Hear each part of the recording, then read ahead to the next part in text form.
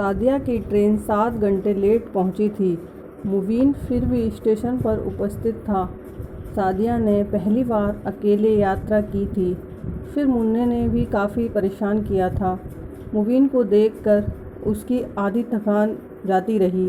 घर पहुंचते तो द्वार पर ताला देखकर उसे अचरज हुआ। मुबीन ने बताया कि सब लोग एक विवाह में गए हैं, शाम तक आ जाएंगे। सादिया ने गर्म पानी से स्नान किया, मुन्ने को नहलाकर कपड़े बदले और रसोई में पहुंच गई। फ्रिज खोलकर देखा तो ना भाजी थी ना हॉट केस में रोटियां। उसे अजीब सा लगा। सबको पता था कि वो 17 घंटे की यात्रा करके आ रही है। फिर ट्रेन 7 घंटे से देरी से आई, तब भी किसी ने उसके लिए खाना बनाकर नहीं रखा। उसे बहुत ज़ोर से भूख लग रही थी।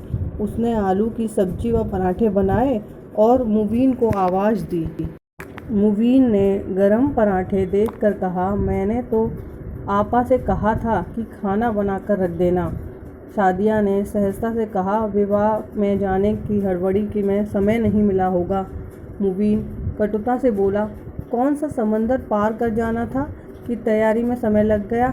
आप भी बस छोड़िए, खाना खाइए। सादिया ऐसे विवादों से दूर ही रहती थी जिनके कारण परिवार में क्लेश उत्पन्न हो। मतीन और मुबीन 2 भाई थे। बहन उन दोनों से बड़ी थी। नाम था शबनम, पर नाम के सर्वथा विपरीत थी। हर समय उसकी जीभ चलती रहती और दूसरों को आहत करती रहती। विवाह के 8 महीने बाद ही मायके आकर बैठ गई थी। ससुराल के नाम से चिढ़ती थी। माँ ने हथेली का फफोला बनाकर रखा था। इस बूते पर वो दोनों भावजों से पर उख्म चलाती रहती थी। मतीन की पत्नी नईमा से शबनम जरा दबती थी, क्योंकि वो भी बहुत तेज मिजाज की थी। शबनम एक कहती तो वो 2 सुनाती। सादिया कभी उलट कर उन्हें जवाब न देती, वह उसे और दबाती। सादिया ने खाने के बर्तन वैसे ही पड़े रहने दिए और अपने कमरे में आ गई।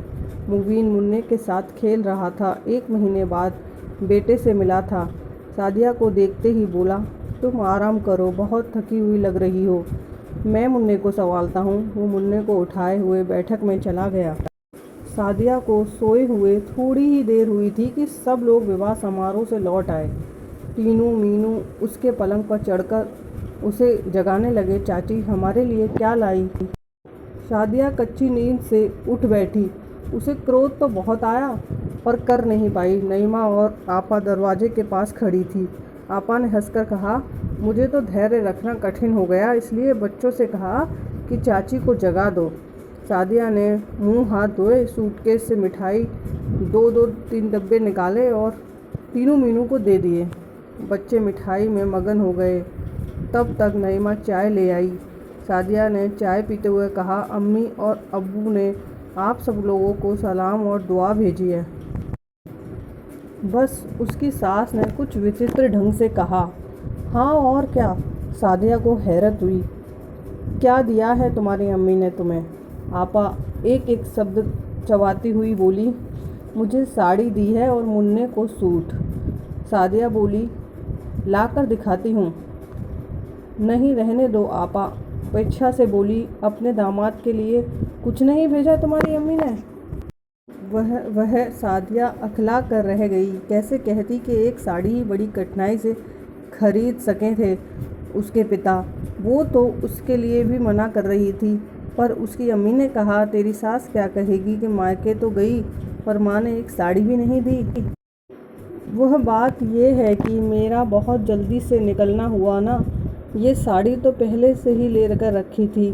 सादिया की समझ में ना आया कि क्या कहे, कैसे उन्हें समझाए। अम्मी आपा ने माँ की ओर देखकर ठंडी सांस भरी। जब दामाद के लिए ही वहाँ से कुछ नहीं आया तो हम और तुम किस खेत की मूली हैं? बहू, सास ने उसे घूरा, लेन देन की बातें सीखो।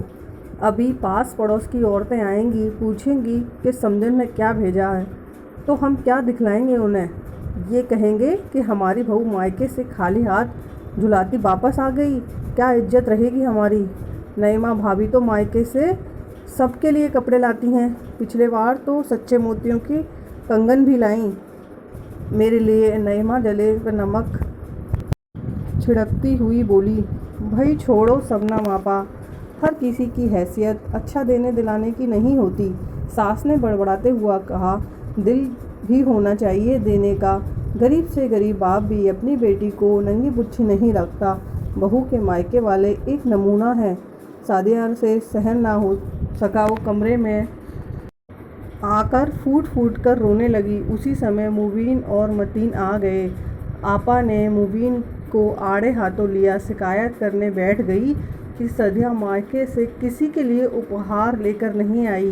पर आपा, अभी मुन्ने के जन्म के बाद हम लोग उसे लिवाने गए थे, तब सबको कपड़े दिए थे उन लोगों ने। मुबीन पत्नी का पक्ष लेता हुआ बोला, वो दूसरा अवसर था, उन्हें देना ही था सो दिया। पर मायके से बहू लौटती है तो ससुराल वालों के लिए कुछ उपहार लाने ही पड़ते हैं। ये सादिया की सास थी, जिन्हें बेटे को का बहू के पक्ष में बोलना तनिक नहीं भाया। अम्मी आप भी बस। मुबीन को क्रोध आ गया।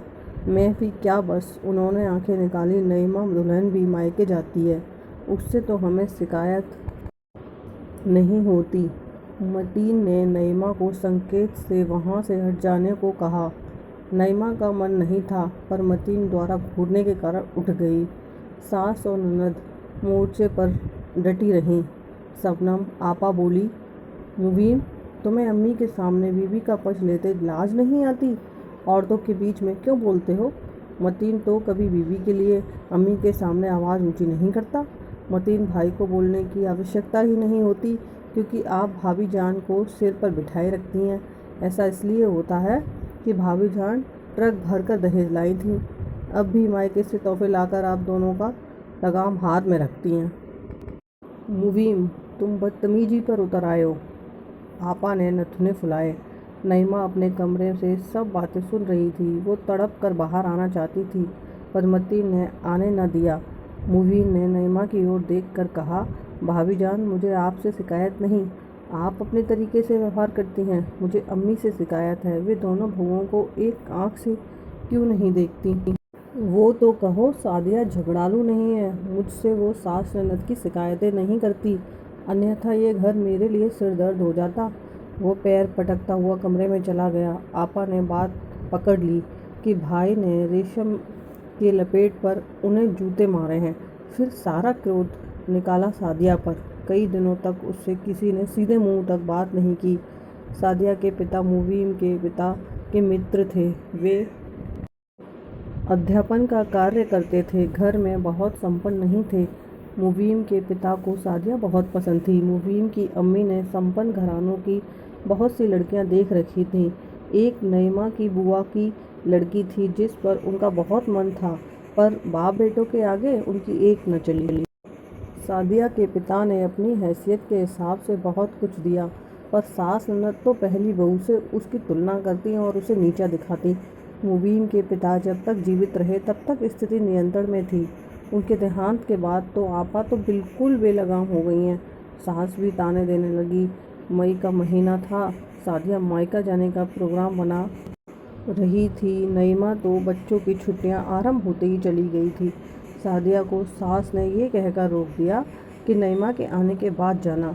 भला दोनों बहुएं मायके चली जाती तो घर के कामकाज कौन करता? सादिया मन मारकर चुप रह गई। जानती थी कि नईमा पूरी गर्मियाँ गुजार कर ही आएगी और उसका जाना ना हो पाएगा। पर सादिया के मायके से पत्र आया कि बड़े चाचा और चाची पाकिस्तान से मिलने आ रहे हैं, तुरंत आ जाओ।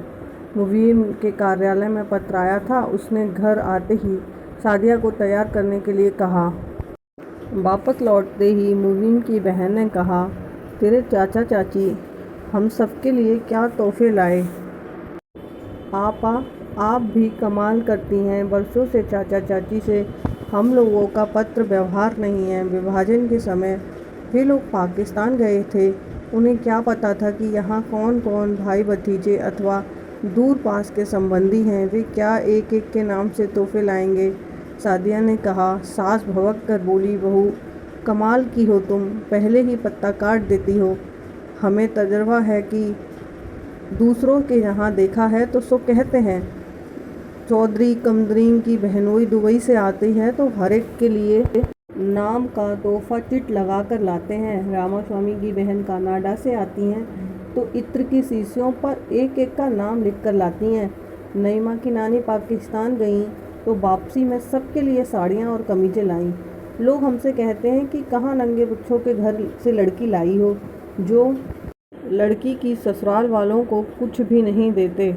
सादिया की आंखें भर आईं, चुपचाप उठकर अपने कमरे में चली गई। मुबीन भी उठकर उसके पीछे चला गया तो आपा ने ज़ोर से जन मुरीद कहकर मुंह टेढ़ा कर लिया। सादिया, तैयारी कर लो, मैं कल सुबह तुम्हें स्वयं पहुंचाऊंगा। और हाँ, अम्मी की बातों पर कान न धरा करो।